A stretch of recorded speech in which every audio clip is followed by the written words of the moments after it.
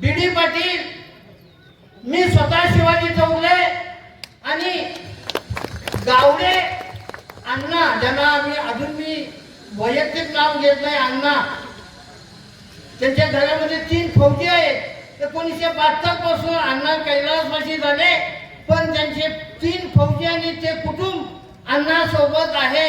मी अभिमानानं सांगतो. वादळ खूप झाली आणि आम्ही 14 हे गाव सांभाळत होतो. अभिमानानं सांगतो. जेवगौडा, बीडी पाटील, मी आणि अण्णा, आणि या गावामध्ये सर्वात जास्त मत अण्णांना आम्ही दिलेलं आहे. आणि आज या गावाचे अण्णावर ऋण आहेत की अण्णाला मंत्रीपद मिळालेलं आहे ते या गावामुळे आहे. आता या गावाचं नाव, ही लढाई फार मोठी आहे. मी एकच वाक्य सांगतो आणि थांबतो. पन्हाळगडावरून शिवाजी महाराजांना विशाळगडाला जायला